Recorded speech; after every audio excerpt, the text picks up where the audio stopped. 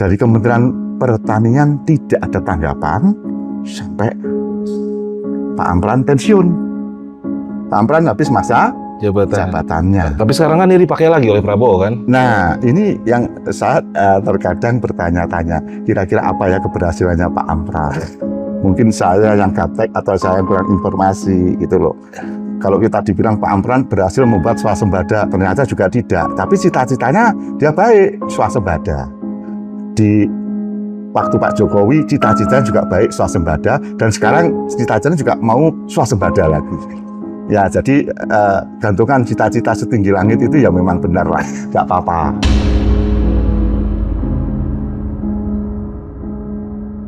Ceritanya, ini saya mendengar informasi bahwa Bapak Presiden akan berkunjung ke Ngawi waktu itu. Oke. Temanya juga masalah pertanian. Nah, kebetulan Gayung bersambut, karena kami tidak bisa berjalan sendiri, saya menulis surat ini dan melalui seorang sahabat, saya minta untuk diserahkan kepada Pak Jokowi. Okay. Dan alhamdulillah waktu itu di Masjid Besar Ngawi, di masjid di barat alun-alun itu bertemu dengan Pak Jokowi. Ketemu langsung? Ya, menyerahkan surat itu, tetapi tidak ada balasan.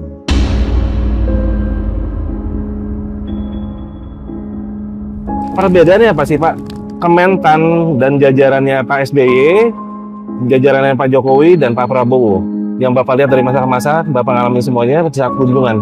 Jadi kalau Pak SBY berkunjung, mengunjungi kami itu dalam kesederhanaan. Ya, saya tahu persis waktu itu kebetulan Bupati Madiun ini sahabat saya namanya Haji Muhtarom.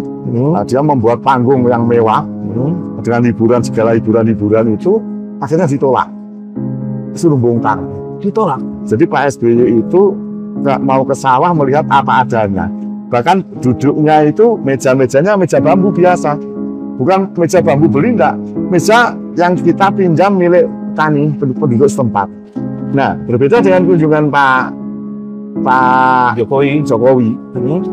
Kami harus persiapkan penyambutan begini, terus buat yel ketika Pak Jokowi datang. Di Pak SBY dulu tidak ada. Yang nyambut adalah langsung masyarakat.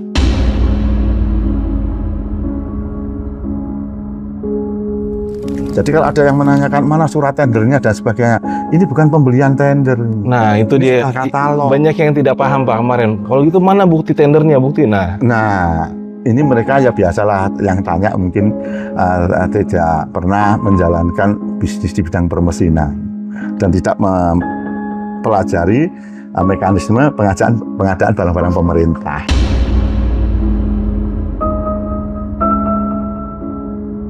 Kami pun juga tidak lepas dari kriminalisasi. Oh ya? Ya. Apa itu Pak? Ya mungkin wallahu a'lam bishawab ya. Akhir-akhir ini kami juga dipanggil di salah satu Polda di Indonesia Timur. Kapan itu Pak? Ya setelah tayang yang kemarin, Bapak dipanggil? Ya.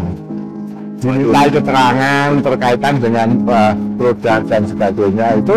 Ya akhirnya kami berikan bukti-buktinya semua.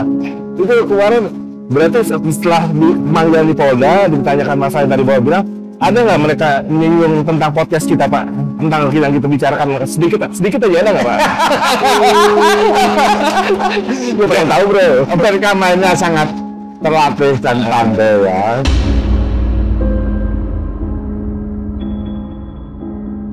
Jadi kalau hanya diteror WA, diteror telepon, itu kalau saya hanya tertawa saja.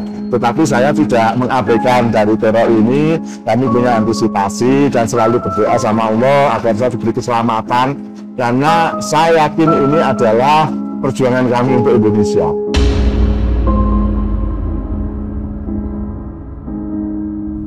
Terus kemudian rame di TikTok. Di TikTok rame, di mana-mana rame, di Facebook rame. Waktu itu ada teman-teman wartawan yang meliput kami, menanyakan tentang pesanan Pak Jokowi sudah diambil apa belum.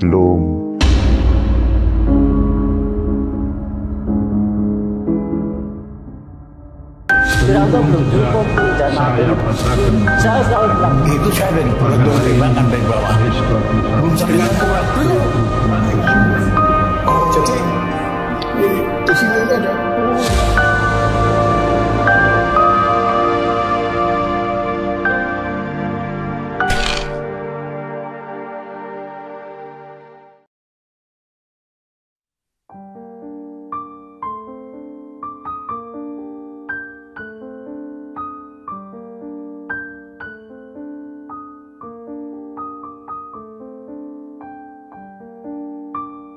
Di episode lalu, kami mengangkat kisah Pak Zamroni, seorang pengusaha lokal yang dibohongi oleh Jokowi terkait pemesanan alat-alat pertanian yang ternyata hanya sekedar pencitraan di depan media. Minggu lalu, kami mendapat kabar beliau dipanggil oleh kepolisian setelah video podcast kami tayangkan.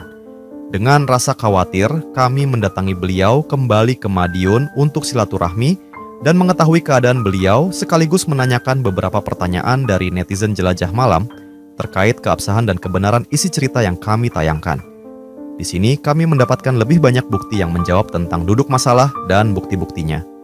Mari kita ikuti apa saja yang beliau sampaikan, juga terkait pemanggilannya ke kantor polisi.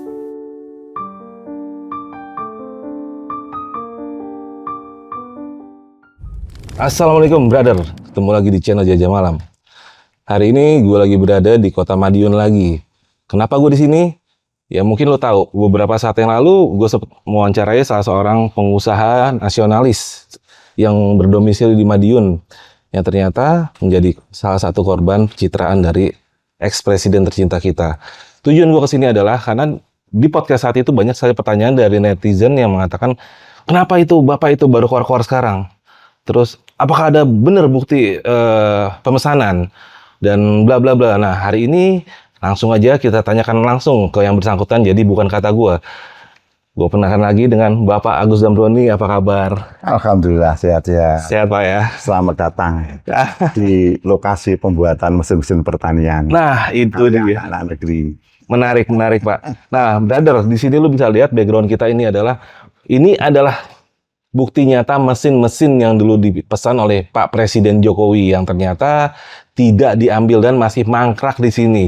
Sehingga bisa dibilang ini sangat merugikan Pak Zamroni sebagai pelaku usaha yang dilibatkan ya. Jadi nanti gue akan ambil video langsungnya lu biar bisa lihat. Ini berarti mangkrak begini Pak ya? Iya. Walaupun mangkrak, tetapi kami tetap merawat dengan baik karena ini mesin baru. Mesin baru ya? Dan insya Allah kondisinya terjaga 100%. Artinya kalau di saat ada pelaku usaha tani yang berminat, ini masih dipastikan mesin ini masih berfungsi 100% masih Pak? bagus 100%. Ya. Oke. Belum pernah dipakai.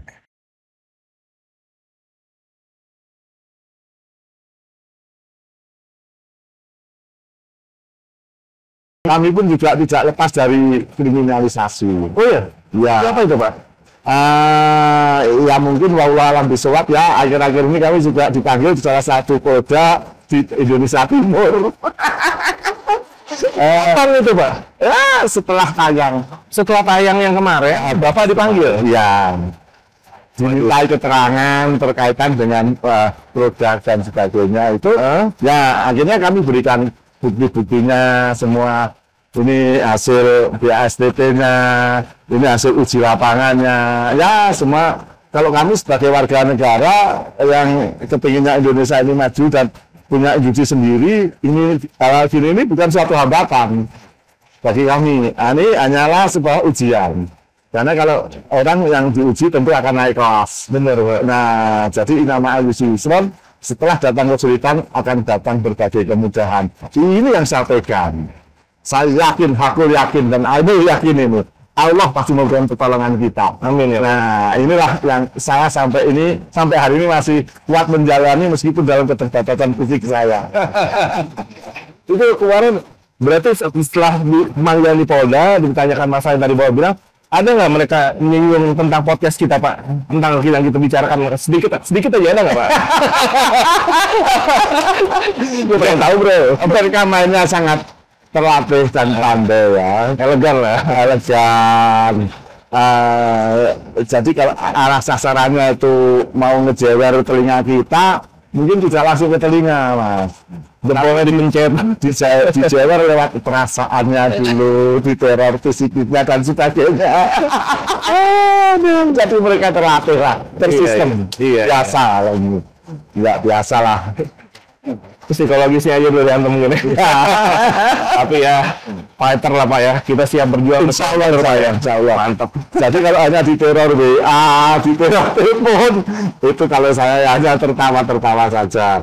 Tetapi saya tidak mengabaikan dari teror ini. Kami punya antisipasi dan selalu berdoa sama Allah agar saya diberi keselamatan. Karena saya yakin ini adalah perjuangan kami untuk Indonesia. memperjuangkan industri dalam negeri ini perjuangan martabat Indonesia. Pak, nih terus terang Pak, di sini saya mau ada kemarin podcast kita pertama ada beberapa pertanyaan Pak. Kenapa Pak Zamroni baru sekarang ini meneriakan tentang masalah ini? Kenapa nggak zamannya Pak Jokowi aja? Kenapa Pak Zamroni takut saat itu? Oh, gini. Kalau itu saya berkirim surat kepada Presiden itu sudah puluhan kali. Jadi semenjak 2015 setelah 2 bulan pasca kunjungan itu kami terus melakukan koordinasi dengan pihak kepresidenan. Kami selalu berkirim surat langsung ke Setnek dan kebetulan hari ini mari kita paparkan fakta-fakta karena kan banyak yang bertanya. Mungkin seperti Mas yang bertanya itu ini benar enggak? Jangan-jangan ini hoak. Jangan-jangan ini kepentingan politik. Barisan sakit hati. Nah, barisan sakit hati dan sebagainya. Insya Allah kamu tidak punya sakit hati selama tidak menyakiti industri dalam negeri. Karena dengan industri dalam negeri inilah awal ketahanan Republik kita dari gemburan produk-produk asing. Karena prinsip kami kenapa harus impor kalau anak negeri bisa produksi. Kalau ada yang meragukan kualitasnya, Indonesia itu sebenarnya sudah lebih pintar ketimbang yang sudah membuat dulu. Karena barangnya baru di luar negeri, standarisasinya sudah dibuat di Indonesia. Ya tentunya ini tugasnya Kementerian Perindustrian, Kementerian Riset dan Teknologi untuk melakukan pembinaan kepada kami-kami ini. Bila dirasa masih ada kekurangan dan sebagainya, tugasnya adalah ada di negara. Karena rakyat berusaha, negara memfasilitasi, memberikan regulasi tentang pasarnya, melakukan pembinaan mutu, melakukan pembinaan dan pemajuan SDM-nya dan sebagainya. Ini adalah tugas negara. Harusnya negara hadir ya? Ya, negara hadir di tengah-tengah kami untuk membina. Betul. Karena apa? Negara berkepentingan untuk menjaga ketahanan negara, itu harus punya industri dari dalam negeri. Biar tidak mati. Seperti yang kemarin di podcast kemarin saya katakan bahwa Pak Jokowi kaget. Kagetnya apa? Masa pacul aja import. Tetapi kinerjanya setelah kaget itu apa? Ini yang menjadi pertanyaan dalam hati kecil kami. Apa yang besok mau kaget-kaget lagi sampai berapa ratus kali dia kaget. Tanpa action plan kepada jajaran di bawahnya kala itu. Dan semoga ini tidak terjadi di era Pak Prabowo. Itulah Pak, itu Pak. Karena Pak Prabowo mengulang menterinya masih menteri lama. Nah, orangnya masih itu juga. Itu juga. Nah ini saya akan kupas tuntas tentang surat-surat. Kebetulan sudah saya bawa ya. Jadi kami ini secara berjenjang, secara berkala kami selalu berkirim surat. Nah, jadi semua itu ada faktanya. Mulai di 2015 ada surat kami nomor ya ini ya. Surat kami nomor Zoom 023. Ya.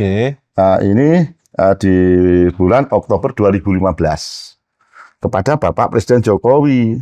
Kami menanyakan tentang tindak lanjut pembelian mesinnya itu. Karena sudah agak lama dan saya menghadap ke Pak Amran waktu itu sore-sore. Pak Amran masih ingat saya bisa masuk ke tempatnya Pak Amran itu susah juga karena ada pengamanannya, ada protokolernya dan alhamdulillah bisa diterima. Saya masih ingat kebaikan Mas Eka waktu itu ajudannya Pak Amran yang menerima telepon kami dan WA kami sehingga kami bisa masuk dan dipertemukan melalui beliau. Kami nunggu berjam-jam itu. Bahkan berhari-hari untuk bisa ketemu Pak Amran. Maaf Pak Amran saat itu posisinya mentan sudah. Mentan. Sekarang mentan lagi. Ya dan Pak waktu kunjungan ke sini Pak Amran ada ikut di samping Pak Jokowi. Ya ketika Pak Jokowi bilang bahwa Indonesia membutuhkan 66, Pak Amran yang bilang 60.000 unit mesin pertanian. Mendikte di belakang tuh Pak Amran. Ya. Tahun ini kita akan beli kurang lebih 60.000 unit alat mesin pertanian. 60.000 unit alat mesin pertanian. Alat-alat mesin pertanian. Alat mesin pertanian dan sudah semuanya kita arahkan agar memakai produksi dalam negeri seperti produk yang ada di Madiun ini. Dan ini merek apa? Saga ini sudah juga masuk ke e-katalog. Jadi nggak usah pakai lelang. Langsung beli. Setelah pesanan itu dibuat melalui pendanaan dari bank, ternyata Jokowi bohong. Dari 1.000 unit yang dipesan, hanya 80 yang diambil. Itu pun setelah didesak dengan berbagai cara. Menteri Pertanian saat itu adalah Pak Amran yang juga menjabat sampai saat ini.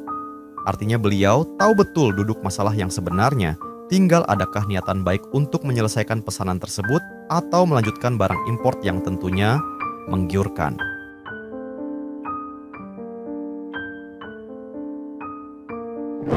Jadi itulah kenangan Pak Amran dengan Pak Amran. Dan satu hari sebelum Pak Jokowi berkunjung, Pak Amran sudah duluan ngecek di sini. Udah keliling, saya antar. Memang waktu datang itu rasanya kami sudah punya firasat nggak baik lah. Agak acuh dikit lah sama kami ini. Karena kami mungkin dianggap orang kampung ini apa aneh-aneh aja lah. Nah, jadi kalau ada yang bertanya, kenapa baru sekarang diramaikan? Oh tidak. Kami selalu menanyakan dan ini tidak akan mati selama kami masih hidup. Karena target kami adalah bagaimana membangun Indonesia dengan berproduksi sendiri, mesin-mesin pertanian maupun yang lainnya. Jangan sampai Indonesia import. Ya, coba sekarang Magicom itu Surabaya, Pak Ali Markus dengan produk Maspionnya sudah bisa masuk menasional, tetapi kenapa masih ada produk-produk asing yang masuk juga ke Indonesia dan tidak dilakukan perlindungan terhadap produk-produk nasional kita? Harusnya mulai dibatasi. Yang import ini mungkin yang high-tech lah. Yang kita belum mampu buat, bolehlah import. Jadi di sini ada lagi suratnya. Nah, jadi kami berjenjang ya. Nah, ini sebelumnya kami juga sudah bersurat. Itu di tahun 2015. Ini di bulan 7. Bulan Juli. Ya. Jadi ini kami juga sudah bersurat kepada Bapak Presiden. Nah, terus kemudian ada lagi ini suratnya jawaban. Nah, ini ada surat jawaban dari Kementerian Sekretaris Negara.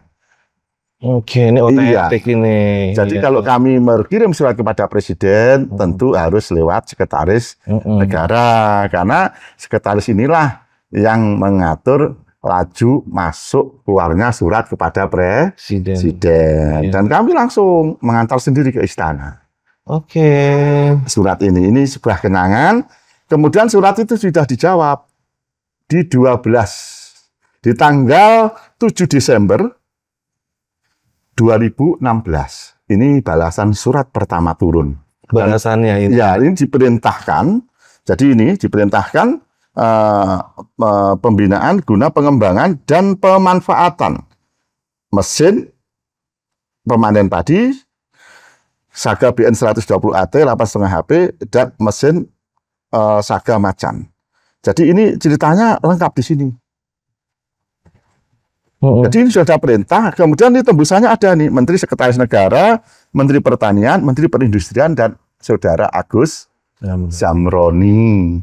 Jadi jelas bahwa di sini Kementerian Perindustrian sudah beraksi, melakukan pembinaan, datang ke kami, kemudian kami diundang, diikutkan untuk proses sertifikasi TKDN, diikutkan untuk pembinaan SNI, diikutkan untuk merumuskan SNI dan sebagainya, seperti yang kemarin saya ungkap sedikit-sedikit. Nah, inilah. Tetapi semenjak itu, dari Kementerian Pertanian tidak ada tanggapan sampai Pak Amran pensiun. Pak Amran habis masa jabatannya. Tapi sekarang kan ini dipakai lagi oleh Prabowo kan? Nah, ini yang saya terkadang bertanya-tanya, kira-kira apa ya keberhasilannya Pak Amran? Mungkin saya yang gaptek atau saya yang kurang informasi gitu loh. Kalau kita dibilang Pak Amran berhasil membuat swasembada, ternyata juga tidak. Tapi cita-citanya dia baik, swasembada. Di waktu Pak Jokowi, cita-citanya juga baik, swasembada. Dan sekarang cita-citanya juga mau swasembada lagi. Ya, jadi gantungan cita-cita setinggi langit itu ya memang benar lah, nggak apa-apa. Nah, inilah riwayatnya. Jadi ini semua ada. Terus kemudian ini apakah berhenti sampai di sini? Oh tidak. kami ya jadi masih berkali-kali bersurat. Iya. Nah, ini saya tunjukkan lagi.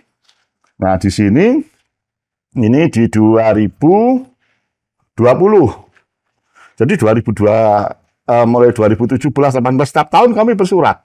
Ini yang di 2020 kami juga bersurat kembali kepada Presiden Republik Indonesia. Ini saat sudah periode kedua berarti ya?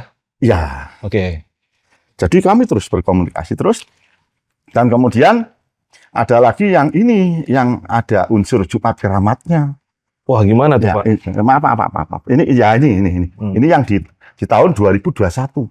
2021. Iya. Oke. Di 2021 karena saya sudah terserang penyakit osteoartritis, kami tidak punya kekuatan untuk berjalan lebih dari 50 meter. Oke. Kaki kami harus dioperasi sebenarnya, tapi sampai sekarang rezekinya belum ada, sehingga kami tunda untuk melakukan operasi, menunggu rezekinya. Nanti kalau saya punya lader, kalau mesin saya ada yang beli, insya Allah saya akan memperbaiki kaki saya agar saya bisa optimal berkarya untuk negeri ini. Amin ya Allah. Nah, jadi ceritanya ini saya mendengar informasi bahwa Bapak Presiden akan berkunjung ke Ngawi waktu itu. Oke. Temanya juga masalah pertanian. Nah, kebetulan gayung bersambut, karena kami tidak bisa berjalan sendiri, saya menulis surat ini dan melalui seorang sahabat, saya minta untuk diserahkan kepada Pak Jokowi. Oke. Dan alhamdulillah waktu itu di Masjid Besar Ngawi, di masjid di barat alun-alun itu, bertemu dengan Pak Jokowi. Ketemu langsung? Ya, menyerahkan surat itu, tetapi tidak ada balasan. Sampai sekarang. Terus kemudian rame di TikTok. Di TikTok rame, di mana-mana rame, di Facebook rame. Waktu itu ada teman-teman wartawan yang meliput kami, menanyakan tentang pesanan Pak Jokowi sudah diambil apa belum. Padahal harapan saya itu di akhir masa jabatan, Pak Jokowi masih punya kesempatan untuk memenuhi janjinya. Betul.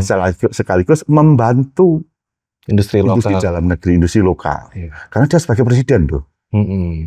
Beda dengan sekarang. Betul. Ya, dia sebagai presiden punya tanggung jawab moral maupun intelektual terhadap apa yang sudah disampaikan.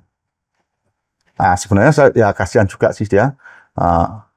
Kami mungkin bertanya-tanya ya, kalau teman-teman banyak yang tanya buktinya apa, buktinya apa. Terus saya tanya, ketika Pak Jokowi bicara 11 triliun di saku itu ada enggak yang nanyakan buktinya? Kok nggak ada yang nanyakan buktinya? Kok kami yang dikejar-kejar bukti? Akhirnya ini Mas, saya buka buktinya semuanya. Nah, jadi itu surat-surat kunjungan semua ada. Tadi juga lengkap, dokumen ketika pembinaan, persiapan menyambut Jokowi semua juga ada. Nanti bisa dilihat, itu yang kemarin sudah dicuplik ya di tayangan pertama. Jadi kenapa kami menyerahkan surat kami melalui salah seorang sahabat saya di Ngawi itu di hari Jumat, karena kebetulan Pak Jokowi memang jadwal kunjungannya di hari Jumat. Beliau ini melakukan sholat Jumat di Masjid Besar Ngawi di barat alun-alun itu. Dan bagi kami hari Jumat itu hari yang baik untuk memulai suatu kebaikan. Hari penuh berkah. Ya, hari penuh berkah. Mungkin para malaikat-malaikat yang sedang berkumpul, mencatat orang-orang sedang beribadah, orang sedang melakukan kebaikan. Nah, kami pun juga ikut nimbrung di situ. Harapan saya apa? Agar Allah ini ridho atas ikhtiar kami. Menyadarkan Pak Jokowi, mengingatkan kembali Pak Jokowi. Bahwa yang kami pikirkan ini bukan diri saya sendiri. Tetapi nasib anak-anak negeri, ada karyawan, sekian banyak. Ada anak-anak yang harus mendapatkan kesempatan untuk bisa praktek kerja industri. Anak-anak pelajar SMK. Anak SMK itu. Iya, ini penting. Karena apa? Tanpa itu, tanpa ada kesempatan, rasanya sayang. Kita ini sudah buang-buang usia. Kemajuan ini mau dimulai dari kapan? Kalau kita tidak segera jalankan, ya rasanya kita akan ketinggalan. Karena teknologi itu mundur setahun saja, kemajuannya sudah luar biasa dan tidak bisa dibentuk. Hanya di hari Jumat Keramat itu, sahabat saya berusaha menerobos pengawalan super ketat. Karena waktu Pak Jokowi, kebetulan ada jumpa pers, ada sedikit wawancara, terus sahabat saya itu bisa mendekat, terus bisa di sampingnya, terus bisa matur, kemudian diberikan. Dan sudah diterima langsung? Ya. Oke. Insya Allah itu sudah diserahkan langsung ke ajudan beliau ya waktu itu ajudan atau bagian Pampresnya itu ya, ikut dalam protokol kepresidenan sudah diberikan semuanya. Jadi ini semoga ada perbaikan lah, nanti dia sadar. Dia masih punya kekuatan lah untuk menelpon Pak Prabowo, membicarakan hal ini, sisa-sisa hutang-hutang yang belum dia lunasi, dan janji-janjinya dan sebagainya. Apalagi menterinya masih yang sama juga kan. Menterinya yang Dia sama, paham ini dan semua. kebetulan putranya Pak Jokowi sebagai wapres. Wapres. Ya, alhamdulillah masih ada hubungan darahnya. Mungkin Iya. Mas Gibran ya mau memperbaiki kekurangan-kekurangan dari Bapak selama menjabat, saya rasa lebih abdol lah itu kalau dia lakukan. Oke. Artinya ini sudah bisa dipastikan bahwasannya nggak mungkin Jokowi nggak mengetahui ini ya, karena dia juga sudah mendapatkan lagi surat dari Iya. orang Bapak. Kalau tidak tahu dia membohongi nuraninya lah. Benar. Berarti dia Pinocchio. Ya.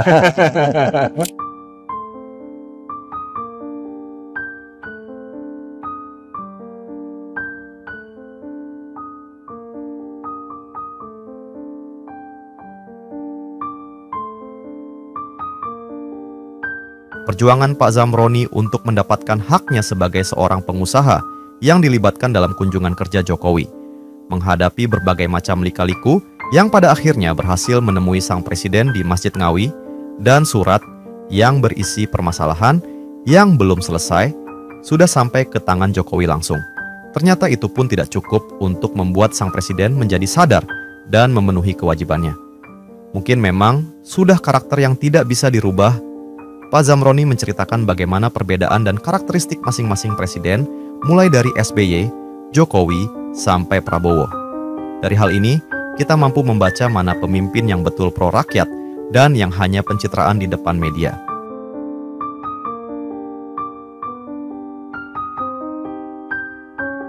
Artinya di era pemerintahannya pasca Jokowi ini kan masuk sudah Prabowo, Pak, di mana mentalnya masih yang sama, ya kan?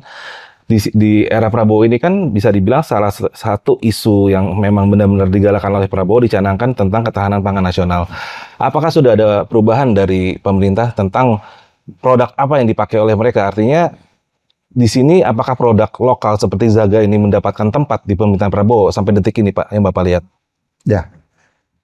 Jadi apa yang saya alami setelah pasca 100 hari Kinerja berjalannya pemerintahan Pak Prabowo, rasanya belum ada tanda-tanda untuk melibatkan industri-industri lokal seperti kami maupun yang teman-teman yang lainnya ya. Karena masih pada pola yang sama, format yang sama, menterinya juga masih Pak Amran, dan sebenarnya mesin-mesin kecil seperti kami ini lebih cocok untuk daerah yang terasering. Jadi kalau di food estate ini tidak cocok, karena food estate itu kan lahannya besar-besar, semua besar, dan dibutuhkan kecepatan yang tinggi. Ataukah memang kesempatannya sengaja dibangun di situ biar mesin importnya kepakai lagi dan sebagainya, saya ya kurang paham lah ya. Tapi bagi kami ketika mereka mau mengolah lahan 1 juta hektar, dia mau diberikan satu kemudahan import 2.000 unit mesin ekskavator merek Sani. Nah, kami hanya sedikit berpikir ya. Nah, padahal itu kalau sekian 2.000 unit untuk mengerjakan 1 juta hektar ini ya mau selesai serba cepat ya kayaknya ya. Sehingga import besar-besaran ya tentu yang tersedot adalah devisa negara. Betul. Apalagi saat ini dalam kondisi ekonomi yang sulit begini seharusnya kita memperbanyak cadangan devisa, tetapi langkahnya malah memperbanyak importnya ya. Nah, mungkin kurang sabar karena kalau kita cerita sedikit ya, menurut pengamatan saya Pindad juga sudah mulai membuat ekskavator. Mungkin sabar dikit, Pindad ini diperbesar industrinya, terus dibina. Ya seperti kami lah harapannya. Nanti tidak perlu harus import Sani yang 2.000, mungkin yang 500 lah diberikan ke Pindad agar Pindad punya pengalaman di dalam memproduksi hal-hal yang teknologi yang besar-besar ini. Diberikan kesempatan. Kesempatan. Karena kita bicara kesempatan itu tentu erat kaitan dengan pengalaman. Jangan harus diminta pengalaman dulu tanpa diberi kesempatan. Dari mana? Ini aneh gitu loh. Jadi ya kemarin kan sudah kita bicara pengalaman dan kesempatan seperti bicara antara telur sama ayam, dan putus saja lah kita harus mendapatkan kesempatan di negerinya sendiri. Jadi kalau mungkin ada kekhawatiran, wah Pak jangan-jangan produk dalam negeri nggak bisa dipakai. Ya seperti tadi saya bilang bahwa Indonesia itu punya lembaga sertifikasi, nah ini sudah disertifikasi dan ini kebetulan ada klasifikasinya. Jadi di dalam, nah ini saya bacakan hasil dari pengujian mesin itu seperti ini. Nah ini jadi ini ada, jadi putaran, poros, motor, saat pemanenan, semua diuji berdasarkan klasifikasi kelasnya. Dan standarisasinya adalah SNI. Dan alhamdulillah Saga ini lolos dengan baik dalam setiap pengujian. Ini ada ini uji unjuk kerja. Standarisasinya Biken. Pengujinya ini pakai kopnya Kementerian Pertanian loh ya. Oh, artinya sudah lolos ya? Iya, sudah lolos. Jadi ini lembaga resmi negara. Dan ini semua ini, nah pakainya Kementerian Pertanian. Iya. Jadi tentunya mereka ya harusnya sadar. Dan mereka ini loh sampai ini sudah berapa kali pengujian. Ini diuji loh. Ini kami memperpanjang terus surat-surat ini agar ini tidak mati. Oke. Persyaratan yang dibutuhkan untuk pembelian secara langsung melalui LKPP. Jadi kalau ada yang menanyakan mana surat tendernya dan sebagainya, ini bukan pembelian tender. Nah itu ini dia. Katalog. Banyak yang tidak paham Pak kemarin. Kalau gitu mana bukti tendernya, bukti? Nah ini mereka ya biasalah yang tanya mungkin tidak pernah menjalankan bisnis di bidang permesinan dan tidak mempelajari mekanisme pengadaan barang-barang pemerintah. Ya seperti itu. Nah ini loh hasilnya coba. Ini cukup bagus. Ini hasilnya cukup bagus ya. Nah ini satuan ukuran semua. Ini spesifikasinya itu sudah ada di sini. Kenapa mereka masih meragukan produk-produk dalam negeri? Nah ini. Artinya omongan Muldoko itu terbantahkan ya yang meragukan kualitas produk lokal saat itu ya? Ya, justru yang saya tanyakan jiwa merah putihnya dia untuk membangun Indonesia itu di mana? Juga para mereka yang bilang mesinnya tidak bisa dipakai, mari saya siap ngajari lagi. Yang mana yang tidak bisa dipakai kalau untuk produk kami. Kami akan klinik lagi sampai bisa dipakai. Asalkan satu spesifikasi lahannya sesuai dengan kemampuan mesin. Betul. Karena ini mesin kelas kecil. Jangan diadu dengan komben-komben besar, ya bukan lawannya. Nanti seperti itu. Anak baru belajar jalan diadu sama pelari atletik kan ya sama juga bohong gitu loh. Nah, jadi kami berkali-kali menjawab pertanyaan-pertanyaan yang seperti itu dan menjadi salah satu yang dilematis di Indonesia dalam rangka memberikan pemahaman kepada masyarakat tentang kualitas dan mutu produk kita. Nah, jadi di sini wah sampai hasilnya ini harus berapa persen tingkat kebersihannya. Ini semua ada. Nah, ada efektivitas pemanenannya berapa gitu. Nah, ini juga ada. Bentar. Jadi ini ada lebar pisau ini jenis penggerak engkol semua, ukurannya, klasifikasinya, nah ini SNI-nya juga ada semua di sini sudah.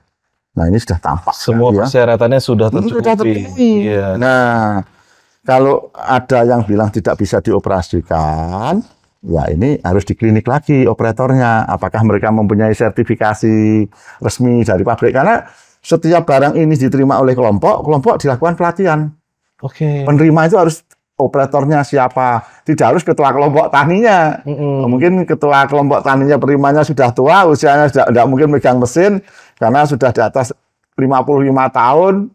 Nah biasanya mereka menugaskan untuk mengikuti pelatihan. Di kami yang melakukan pelatihan, baik bagaimana cara merawat mesinnya, bagaimana cara bongkar pasang mesinnya, sampai pelatihan ke lapangan memanen agar bersih dan terstandarisasi. Jadi itu semua sudah kami lakukan. Nah inilah. Jadi ini di sini ya. Jadi sampai mereka mengatakan berapa persentase susut mesin panennya berapa. Terus efisiensi ini loh. Efisiensi perontokannya ini 99,75%. Tingkat kebersihannya, nah ini semua ada 95,4%. Ini sudah masuk di standarisasi SNI semuanya. Nah, jadi inilah salah satu kendala membangun industri di dalam negeri yang kurang dipahami oleh masyarakatnya sendiri. Jadi petani-petani saya harapkan bisa berpikir lebih cerdas. Kita memang harus membangkitkan kebersamaan kita sebagai nasionalisme. Karena apa? Petani kita ini nyatanya dia menerima bantuan besar-besar mesin import berasnya malah tambah kencang, semakin tahun semakin kencang. Jadi artinya ya saya bertanya, ketika mesin-mesin import sudah didatangkan, hasilnya apa terhadap ketercukupan beras nasional kita? Toh importnya semakin tahun juga semakin kencang. Jadi ya mungkin dah ini kita sedikit bicara tentang Pak Ampran. Di era Pak Ampran dulu importnya berapa ton? Dan semoga di ini Pak Ampran bisa bekerja lebih baik lagi lah. Mungkin untuk meningkatkan efisiensi pemanenan dan sebagainya yang di pegunungan-pegunungan yang masih terasering atau lahan petani kecil, karena tidak semua petani itu punya lahan yang hektaran. Mungkin yang hanya punya ribuan meter, yang punya mungkin 1.000, 2.000 atau 3.000 meter di bawah 1 hektar, itu masih bisa dipanen dengan mesin ini. Dan ini lebih efektif ya, karena mesinnya lebih hemat energi, memakai mesin Kubota silinder tunggal dan sebagainya. Jadi ini satu tugas dan tanggung jawab Pak Ampran ke depan adalah membangkitkan industri mesin pertanian dalam negeri. Di tetangga kami juga sudah ada yang buat mesin penanam transplanter. Udah lumayan. Itu Badol Group itu juga sudah buat. Dan, insya Allah hasilnya tinggal dibina saja, itu dibina, dikembangkan, nanti juga maju juga.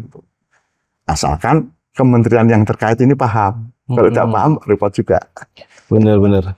Berarti kendala pemasarannya terhadap mesin lokal selain itu apa lagi tuh Pak? Ya, jadi mesin lokal itu Pak kurang mendapatkan kepercayaan dari pemakai di negeri sendiri. Ini kendala besar. Karena mereka sudah dijali mesin-mesin impor. Dan biasa praktis. Apalagi persyaratan penjualan itu bahwa ini harus ada dealer di setiap daerah di seluruh Indonesia. Bagaimana Pak? Bayi umur 3 tahun disuruh lomba pidato, konsepnya dari mana, bicaranya apa, isinya apa, kan juga kesulitan juga. Udah kayak kelas Toyota. Nah, ini yang membuat regulasi ini yang nggak paham tentang industri dalam negeri itu seperti apa. Atau memang sengaja dibuat seperti itu Pak? Nah ini bicaranya seperti orang mau cari hutang ke bank. Bank mempersyaratkan bahwa salah satu orang yang mencari modal ke bank itu harus orang punya usaha. Mereka harus nyari NPWP. Mereka nggak paham laporan pajaknya. Ya, cari NPWP melalui orang bayar 100.000 dapat NPWP sebagai persyaratan hutang bank. Hutang bank 50 juta. Besok utangnya habis, tahu-tahu ditagih sama pajak. Kena denda karena tidak pernah melapor SPT. Karena memang nggak ngerti rakyatnya itu. Jadi ini yang salah siapa? Yang mau diselesaikan dari mana? Problematika kalau Indonesia ya masih gelap lah, saya bilang. Gelap. Jadi reformasi birokrasi, reformasi hukumnya ini masih jauh dari arah Pak. Benar. Pak, kan bisa dibilang di sini Bapak sudah melihat bahkan dari eranya periodenya PSBY ya. Perbedaannya apa sih Pak? Kementan dan jajarannya Pak SBY, jajarannya Pak Jokowi dan Pak Prabowo. Yang Bapak lihat dari masa ke masa, Bapak ngalamin semuanya saat kunjungan. Oh iya. Nah. Jadi kalau Pak SBY mengunjungi kami itu dalam kesederhanaan. Kesederhanaan? Ya, saya tahu persis waktu itu. Kebetulan Bupati Madiun ini sahabat saya namanya Haji Muhtarom. Nah, dia membuat panggung yang mewah dengan hiburan, segala hiburan itu akhirnya ditolak. Disuruh bongkar. Ditolak. Ya, itu kenangan di lapangan Bedoro itu, di lembah itu, dia tidak mau, suruh bongkar. Jadi Pak SBY itu mau ke sawah melihat apa adanya. Bahkan duduknya itu meja-mejanya meja bambu biasa, bukan meja bambu beli enggak. Meja yang kita pinjam milik petani, penduduk setempat. Jadi di situ dia bertemu dengan banyak petani dan akhirnya waktu itu memutuskan tentang kenaikan HPP berdasarkan masukan dari petani. Nah, berbeda dengan kunjungan Pak Pak Jokowi. Kami harus persiapkan penyambutan begini, terus buat yel-yel ketika Pak Jokowi datang. Di Pak SBY dulu tidak ada. Nggak ada. Yang nyambut adalah langsung masyarakat. Ada ketika turun dari mobil, banyak masyarakat menyapa. Pak SBY selalu turun dengan Assalamualaikum, terus dengan ramah-tamah. Kalau Pak Jokowi begitu turun, disambut dengan anak-anak sempol, dengan yel-yel. Yang waktu itu dilatih juga dari Pas Pampres membuat yel-yelnya itu. Sampai dilatih juga, Pak. Ya, dilatih juga agar nanti gini. Nah, kebetulan waktu itu keliru. Karena anak-anak apa? Karena yang datang yang pakai pengawalan itu Pak Bupati Madiun. Jadi langsung anak-anak nyanyi, selamat datang Presiden kita. Loh, ternyata yang datang Pak Bupati. Hei, keliru, berhenti. Nunggu presiden lagi sampai presidennya datang, nah baru nyanyi itu. Oh gitu. Ya, Artinya ada perbedaan yang sangat signifikan. ya. Kalau Pak Karakteristiknya juga beda. itu cenderung alamiah, lebih sederhana. Kalau nggak tahu ya, ini siapa yang punya konsep penyambutan harus seperti itu, kami kan hanya mengikuti arahan dari protokolernya saja. Yang penting Kami hanya melayani. Dan kemudian itulah perbedaannya di antara dua. Tadi kalau pertanyaan tiga, yang satu Pak Prabowo. Nah kalau Pak Prabowo saya belum pernah dikunjungi. Oke, kita tunggu Pak Prabowo ya. Oh gitu. Artinya memang ada perbedaannya Pak. Ya. Oke Pak, yang saya lihat dan dengar barusan tuh dengan kendala problematika Bapak di lapangan ya, kompleksitas masalahnya, ini semua Bapak tuh awal cikal bakalnya tuh kefikiran lah untuk membuat produksi pertanian skala lokal tuh dari mana sih Pak awalnya Pak? Jadi awalnya itu di era Pak SBY. PSBY? Iya, kami itu mengembangkan budidaya padi supertoy. Oke. Kami mengembangkan padi supertoy. Waktu itu saya itu kenal dengan salah satu staf Pak SBY, namanya Pak Heru Lelono. Kami diberi benih dalam rangka uji multilokasi. Nah, Gus, ini saya kasih benih, coba kamu tanam di lahanmu. Kebetulan saya anaknya petani yang asli lahir di Lilir Madiun ini, dan kami punya sedikit lahan. Akhirnya waktu itu kami tanami padi supertoy. Oke. Dan padi itu rasanya enak, hasilnya juga lumayan. Cuman waktu itu kami sempat dikriminalisasi ya, karena politiknya di Jakarta yang menghangat. Supertoy dihantam dengan berbagai isu-isu miring. Tetapi alhamdulillah kami di sini waktu itu berhasil. Dan kami sempat kena fitnah. Ya, salah satu pelakunya waktu itu media dari Detik yang menulis bahwa padi supertoy di lahan kami ini dibabat oleh petani. Dengan alasan?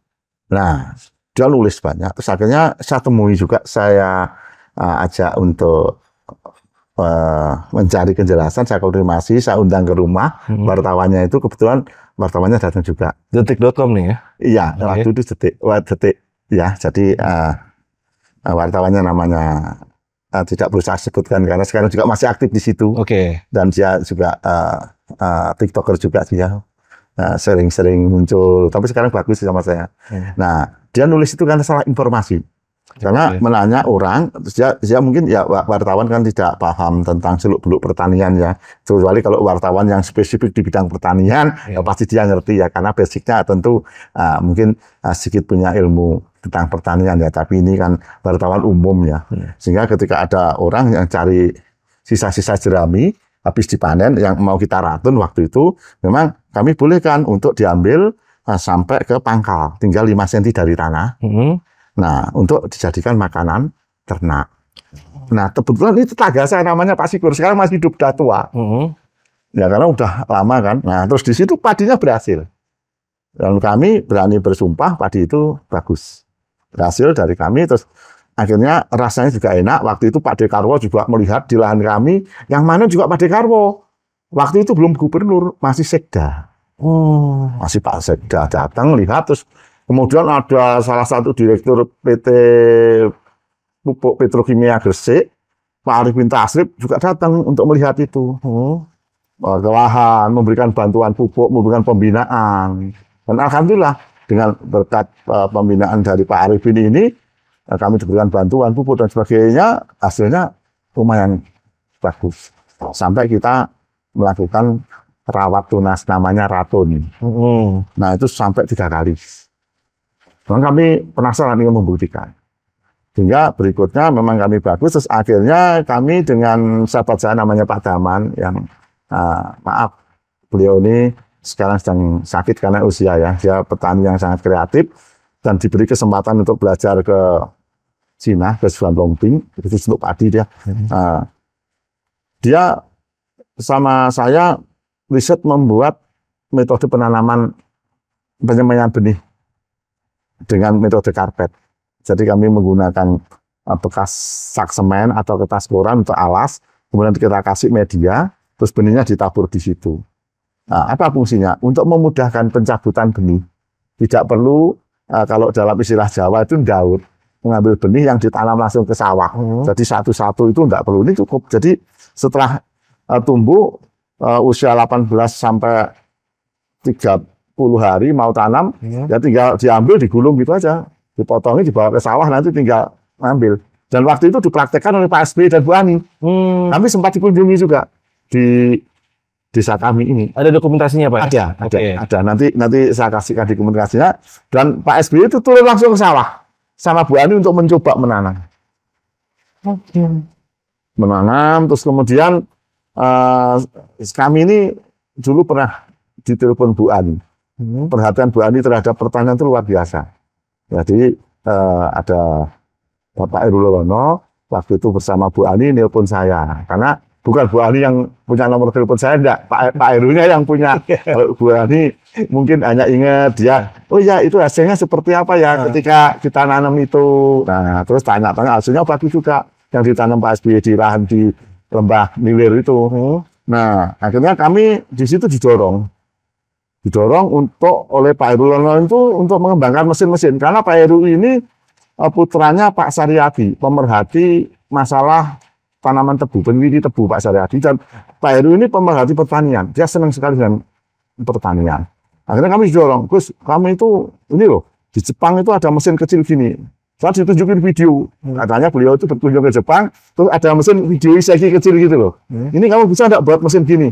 Ya alhamdulillah itu sebagai ide Pak. Insya Allah kami bisa. Kami mau membuat rancang bangunnya dulu. Saya mencoba melakukan itu. Dan alhamdulillah ada itu prototipnya, sekarang masih juga. Prototip pertama itu saya buat dari drum bekas. Jadi plat-platnya saya belum mampu beli plat baru, saya buat dari plat drum-drum oli Pertamina itu. Nah itu saya lurusin lagi, saya tata, hingga jadi. Masih. Sekarang barangnya masih. Dan menggunakan mesin Kubota juga. Dan alhamdulillah sampai sekarang bisa dikembangkan seperti ini teknologinya. Jadi cikal bakalnya ini adalah dari Bu Ani yang mendorong untuk dikembangkan itu. Artinya bisa dibilang di saat periodenya Pak SBY ini Kementannya ini sangat mensupport ya Pak? Oh ya, jadi waktu itu Pak Anton, Antono, dan Pak Suswono. Pak Suswono itu sampai sekarang dengan saya seperti saudara. Walaupun sudah pensiun, Suswono Yudosodo? Pak Suswono saja, Pak Mentan. Suswono, saya masih sering komunikasi. Terkadang WA menanyakan kondisi kesehatan dan perkembangan teknologi, terkadang masih komunikasi saya. Sampai sekarang. Nah, untuk para petani lokal ini Pak, yang sudah menggunakan produk dari Zaga ini sendiri, biasanya tuh kan kalau mungkin ada ketakutan dari mereka mungkin ya untuk ketersediaan part yang mungkin harus inden atau apa. Apakah di produk Bapak ini seperti apa Pak masalah partsnya itu sendiri? Ya, sekarang kan zaman teknologi ya. Jadi spare part kami ini selalu tersedia karena memang dibuat di pabrik ini. Jadi tidak ada kekhawatiran bahwa ada kelangkaan spare part dan sebagainya. Kita tersedia. Sekarang malah petani-petani dari luar pulau itu kalau beli nelpon langsung ke sini atau lewat kontak servis kita, mereka bisa langsung ke sini karena itu nomor-nomornya semua tertera di mesinnya. Oh, serial numbernya. Iya. Oke. Kontak personnya ada, kontak emailnya semua ada, sehingga petani bisa dengan mudah. Dan sekarang banyak permintaan part dari luar pulau. Ada yang mau beli crawlernya harganya berapa, ada yang pesonya habis. Artinya mesin ini masih banyak dipakai. Dan hidup kami sementara ini untuk bisa memberikan gaji hanya sedikit-sedikit dari jualan spare part. Dan kami tentunya kalau bisa ada satu kebijakan khusus, spare part-nya produk dalam negeri ini kalau bisa jangan dipajaki. Karena apa? Yang memakai petani. Iya, diproteksi lah. Diproteksi lah agar petani tidak keberatan membeli harga spare part kita ini. Harganya tidak terlalu tinggi karena yang menyebabkan biaya tinggi itu di pajak. Pajak kita ini belanja material untuk membuat partnya sudah kena pajak, ketika jual kena pajak lagi. Aduh. Nah, ini harus ditata ya regulasinya, dibuatkan satu regulasi khusus agar industri dalam negeri ini bisa didorong untuk dikembangkan. Karena ini betul-betul industri merah putih loh, Mas. Ya. Jadi ini industri yang jujur, bisa disaksikan sendiri cara pembuatannya mulai dari awal sampai akhir, dan kami nggak ada yang kami tutupi. Misalkan ada pemirsa-pemirsa dari Jelajah Malam yang nyimak ini pengen buktikan datang ke Madiun, oke silahkan. Pak, bagaimana aku mau dasi ke Madiun? Kalau sama nginap di Madiun, nginap di rumah saya juga boleh. Mau makan di rumah saya juga boleh. Kebetulan saya ini petani, saya punyanya beras. Nanti saya ajak buat sambal lalapan sama hasil panenan saya, insya Allah kalau untuk makan setahun sama karyawan saya masih turah lah. Mantap bro. Jadi kami siapkan kopinya, siapkan semuanya itu. Nah, jadi itulah ceritanya suka dukanya sebagai pemprodusen mesin yang punya jiwa nasionalisme yang tinggi itu seperti itu. Artinya bisa dibilang sudah nggak perlu takut lagi ya, produk Braga ini ketersediaan spare part-nya juga sudah bisa dibilang sangat aman. Aman. Jadi udah nggak ada lagi ibaratnya isu-isu yang bisa digoreng miring, wah ini nggak ada partsnya, wah ini produk nggak jelas. Kan kemarin tuh ada beberapa ternak-ternak ini yang suka komen. Iya. Kebanyakan mereka orang-orang yang cari masalahnya, bukan orang mencari solusinya. Betul. Nah, dan kami anak negeri yang hanya sekedar mencari sesuap nasi, kalau hanya untuk mencari sesuap nasi, kami sudah diajarkan untuk bekerja yang lain. Dari kecil kami ini sudah diajarkan oleh orang tua saya untuk survive dalam berbagai perputaran ekonomi, baik itu perjalanan skala kecil maupun menengah. Jadi kami ini putranya petani yang memiliki penggilingan padi dari dulu. Makanya kalau kemarin Pak Prabowo mengumumkan HPP gabah 6.500. Nah, ini waktu itu Pak Amran ada di sampingnya juga kan ya, kalau tidak salah itu ya kami prihatin.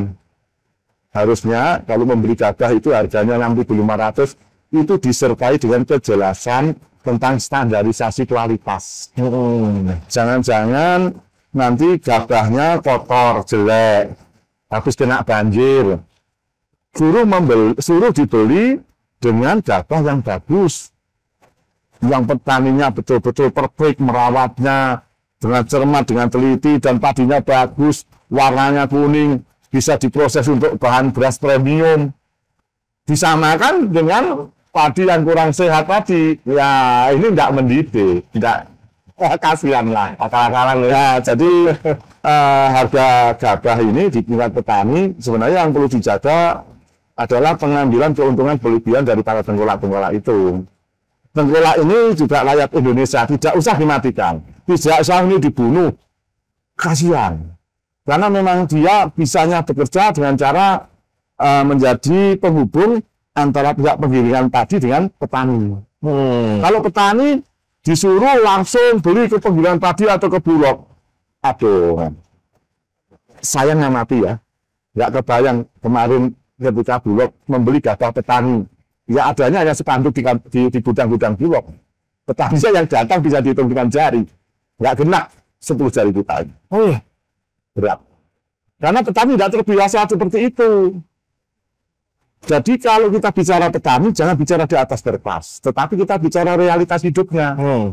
Petani mau beli pupuk, nyari tengkulak yang ada di seputar lingkup tempat tinggalnya. Ngebon dulu, ngebon pupuk. Anaknya sakit, mau ke dokter, nggak punya uang, pinjam dulu ke tengkulak. Terdengar suara tip, suara lagu-lagu dari kampung sebelah. Ternyata tetangganya punya hajatan. Dia harus nyumbang, nggak ada duit. Apalagi musim paceklik turu lalu, musim penghujan begini.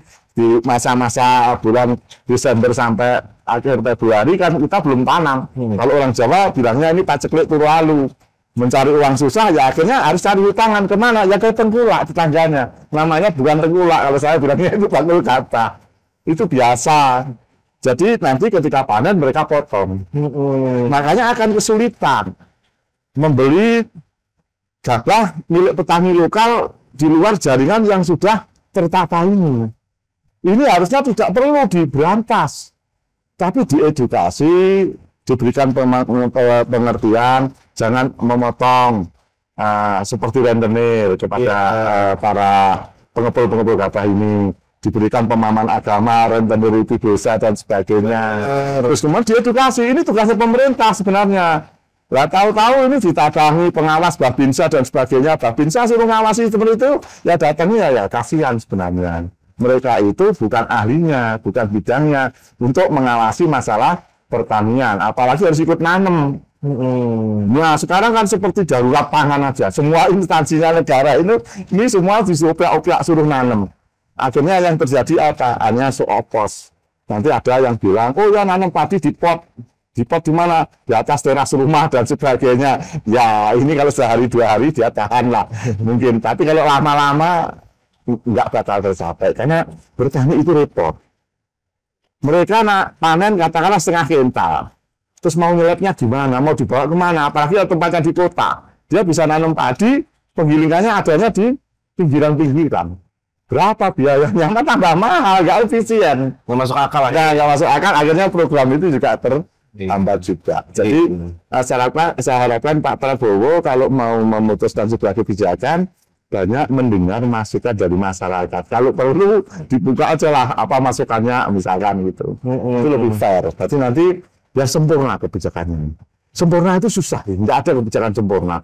Pasti akan tumbang tindih. Karena saya yakin Pak Prabowo ingin menstabilkan harga pangan itu karena ada warga kita yang di perkotaan, kaum buruh di perkotaan, mereka harus mendapatkan pelayanan pangan dengan harga yang terjangkau. Bukan murah loh ya, tapi terjangkau sesuai dengan UMR di masing-masing kota. Benar. Nah kalau petani sih nggak mikir masalah beras, sekarang sudah punya. Tapi kalau sudah petani waktu sebelum panen sudah diijon, ya artinya pulang nggak bawa panen nggak bawa pulang beras, sudah diambil sama yang ijon dan sebagainya. Ya tolonglah untuk sedulur-sedulur tani itu kalau panen disisakan 2 atau 3 kintal dibawa pulang untuk makan, sehingga kebutuhan 4 bulan ke depan minimal sudah punya reservoir pangan. Nah mereka nggak usah susah sekarang. Bagaimana mereka nanti mau nyelepkan atau menggilingkan? Kan sekarang sudah ada penggilingan keliling di kampung-kampung banyak sekali ya. Jadi tidak harus ke RMU besar, rice milling besar yang kebetulan kami juga memproduk itu. Seperti yang di Bali di Jembrana itu. Yang agak ting-ting. Ya itulah. Ya, jadi kami paham sekali ya. Jadi kami mengedukasi masyarakat dan kebetulan kami juga membina kelompok Gapetan yang menjadi pengelola rice milling yang cukup bagus di Jombang. Ada 2. Karena alhamdulillah ini berhasil dan kalau tidak percaya dari teman-teman maupun pejabat, ayo berkunjung. Nanti saya pandu, saya tunjukkan. Dilihat aja langsung. Jadi itulah sekilas tentang pangan kita. Jadi sinergi pangan itu problemnya sangat kompleks. Tidak bisa dengan serta-merta mengatakan bahwa ini distributor dihapus.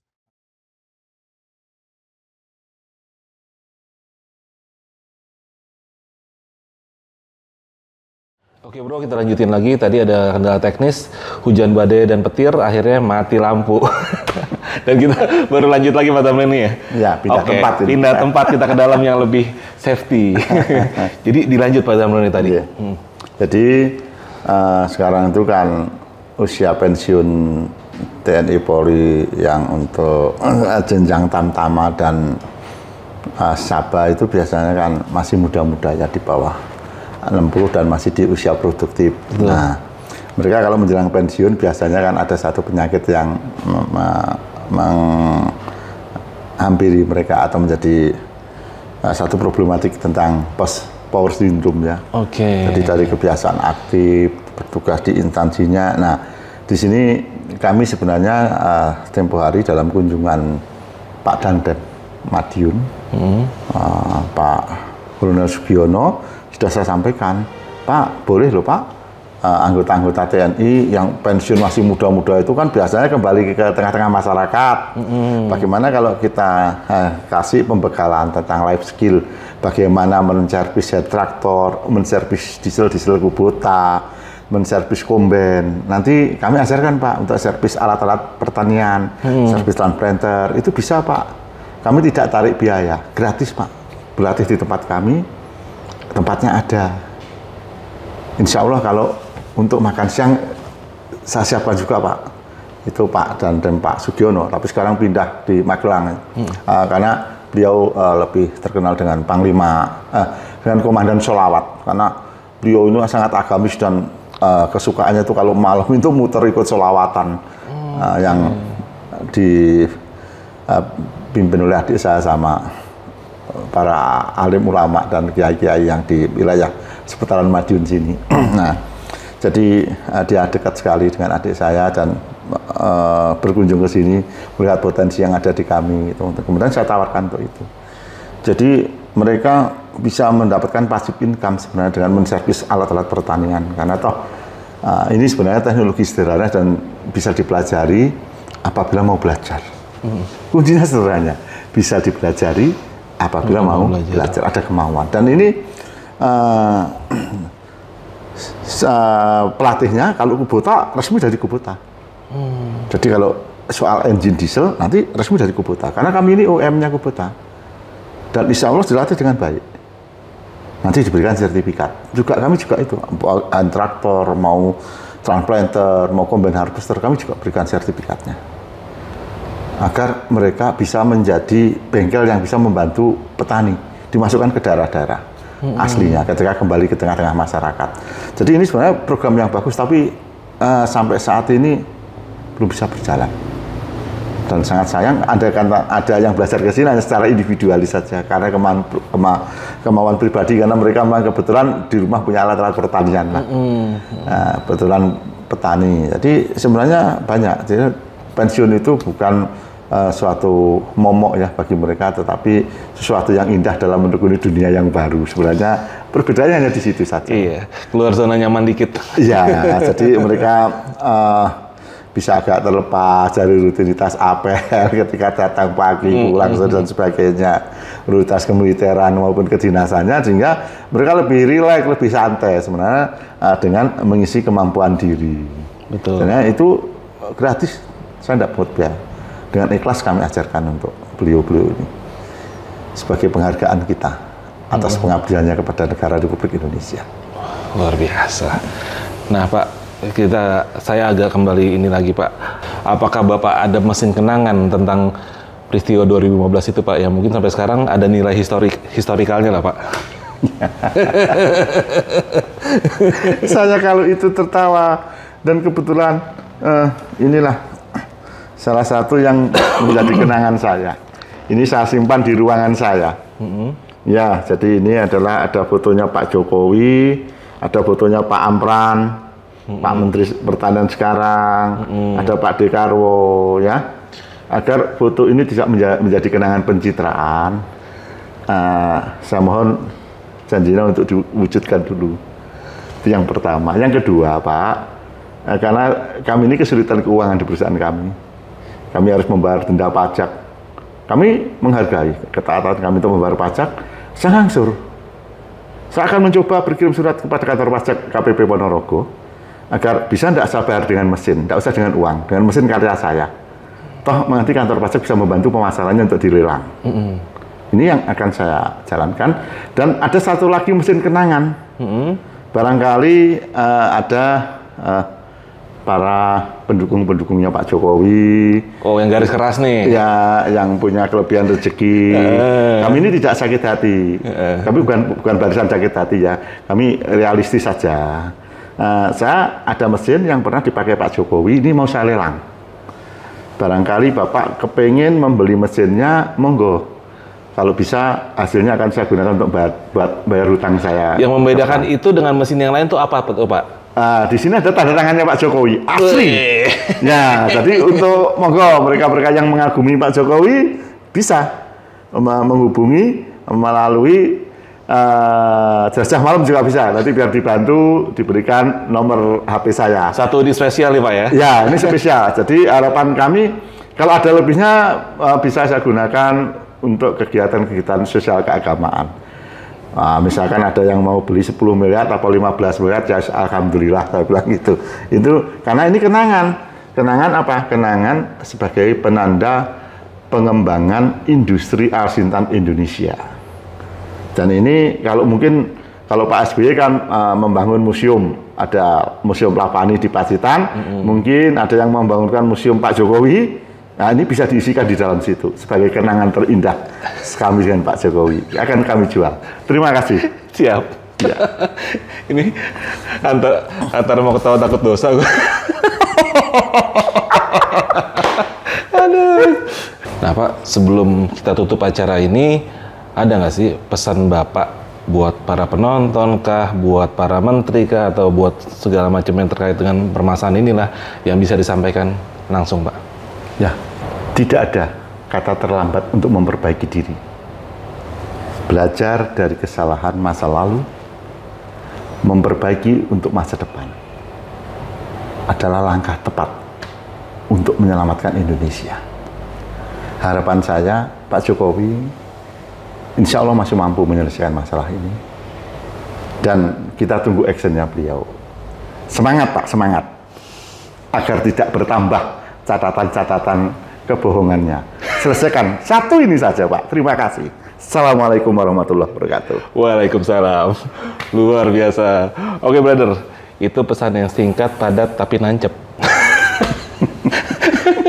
Oke. Pada mulai sebelumnya, makasih banget ya untuk waktunya, untuk kisahnya, dan mudah-mudahan ini menjadikan pelajaran buat kita semua ya. Dan semoga tidak terulang lagi bahwasannya para, bisa dibilang pengusaha lokal ini menjadi korban dari pencitraan semata ya, yang merugikan masyarakat banyak dan bisa dibilang menghancurkan industri pertanian lokal ke depannya. Dan mudah-mudahan dari sini semua kita bisa ambil pelajarannya bro ya. Gue Arfi dari Jajah Malam dan Pak Agus Zamroni, Pak pamit undur diri dulu Pak ya. Kita ketemu lagi di episode selanjutnya. Assalamualaikum warahmatullahi wabarakatuh.